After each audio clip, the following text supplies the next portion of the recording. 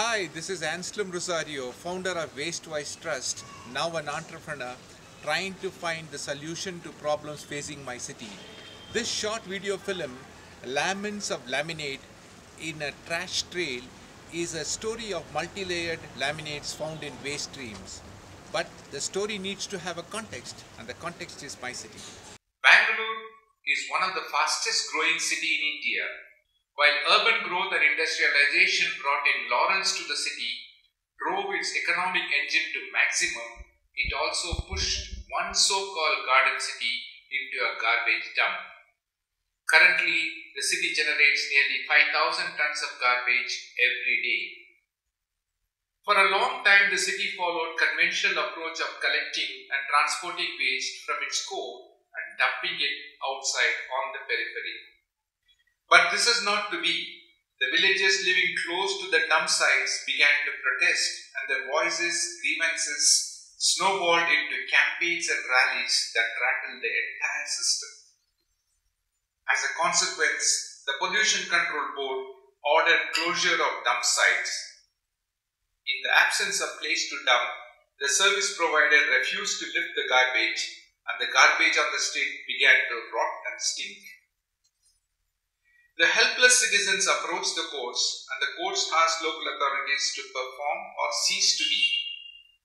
Now spare a thought.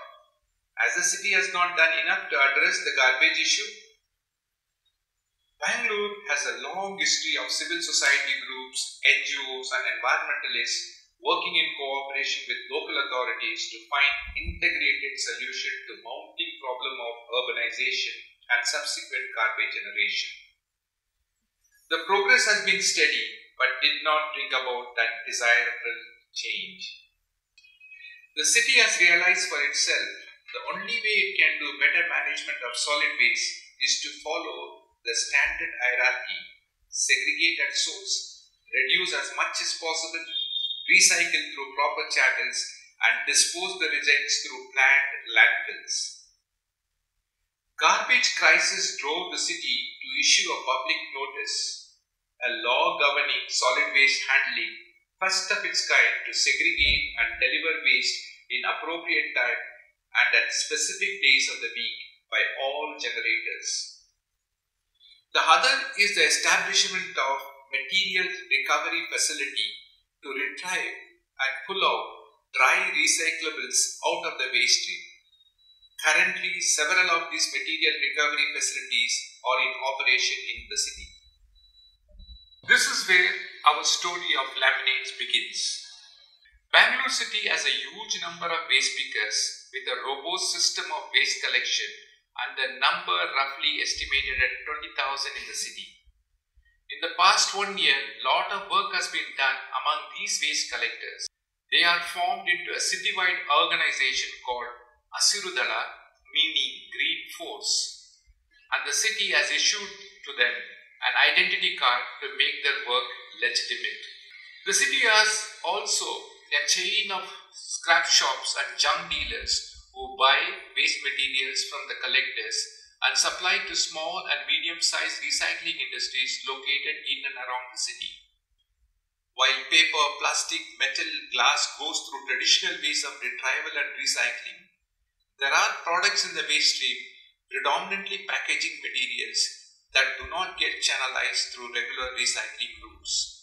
You can't blame the city slickers for assuming that most Indians cook their food in Fortune Saffola oil, munch on Lays snacks, dip their Marie biscuits in Tata tea, and wash their linen with Surf or Tide detergent. These fast-moving consumer goods dominates every mall, supermarkets, and most kirana shops in Bangalore. Indeed, a data from Nielsen India indicates India's leading regional brands are primarily in the food and beverages categories: cooking oils, salty snacks with sprinkling of soap and detergent labels. A strong supply chain drives these products and allows regional players to build up scale and induce consumption. As a part of this rapid study and consultation, we identified the packaging materials of these FMCG products: sachets, pouches, bags made of multi-layered materials, plastic, paper, thin foils of aluminium, metallized plastic film, coated paper, you name it, all packed and neatly displayed in rows and rows of snacks and beverage shelves. We met with a dozen of scrap dealers and traders, both big and small, in the city. To our amazement, we found none of them collect or store these materials. A multi-layered packing material has no salvage value. Either it is left to rot on the street, or burned, or swept out and sent to dump sites. To know its quantities, we asked some of our contacts to collect and store these materials for few days to a week. We asked Sadashivappa, a scrap dealer who has been recently deputed to manage one of these material recovery facility, which collects all kinds of recyclable materials, including low-value plastics and paper. This material recovery facility utilizes labor of 3 sorters, 2 loaders, a driver and a vehicle. They have collected nearly 6 tons of recyclable materials in a week. On sorting and segregating 6 tons of waste, Sadashivappa states nearly 1 ton of them found to be multi-layered material or laminates. According to him, this material has no value and yet found in abundance in the streets of Bangalore.